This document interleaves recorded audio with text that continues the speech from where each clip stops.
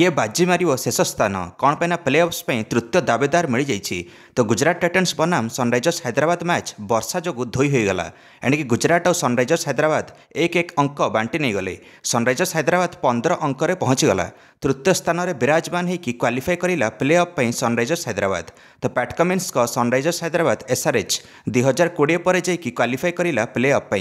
गत 3 सीजन रे group stage रु बाहरी जाऊला सनराइजर्स हैदराबाद। 8 रु ना 10 नंबर भितर रोला सनराइजर्स हैदराबाद, किंतु एथर सनराइजर्स हैदराबाद नूतन कैप्टेन पैट कमिन्स अधीन में SRH क्वालिफाई कर RCB और CSK भितर जी जड़े गोटे स्थान अख्तियार कर चतुर्थ स्थान आ क्वालिफाई कर प्ले ऑफ पे। CSK जीवा टिके सहज हम प्ले ऑफ पे कौन पे CSK केवल RCB को हर पड़ो किसी भी निर्दिष्ट व्यवधान नहीं। CSK जदि वर्षा बाधाप्राप्त सृष्टि करे ताले CSK क्वालिफाई कर कौन पे मैच रद्द हेले अंक बंटा CSK 14 अंक रु 15 अंक को पहुँचो, RCB 12 अंक रु 13 अंक को पहुँची आ क्वालिफाई करें प्ले ऑफ पे। आ सेपटे CSK क्वालिफाई कर मैच जदि हुए ताले RCB को जमी अति कम 18 रन रे CSK को हर पड़ो रन डिफेंड कला बेले, नहले सेकेंड बैटिंग कले अति कम 18.1 ओवर रे टार्गेट टी चेस करिएको हबो और टार्गेट निहाती 200 रहिबा दरकार।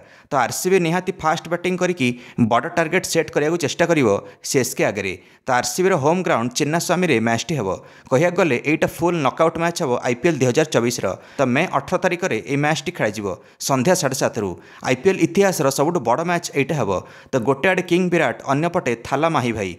तो RCB गड़ रे ए मैच टी हबो, किंतु CSK फैंस को येलो जर्सी और माही भाई प्रचंड सपोर्ट यही ग्राउंड देखा मिले चिन्नास्वामी से भाई RCB हुंकार सहित CSK हुंकार भी गर्जिब यही स्टाडियम रे। सेपटे कर्नाटकर पाणीपाग विभाग कही 18 रु मे 20 भितर प्रबल वर्षा हम। तो मैच रे प्रबल वर्षा आशंका एमती सबू मैच धोई हो RCB दुख खबर हम। एथर किंतु final CSK home ground Chepauk अच्छी IPL 2024 रो।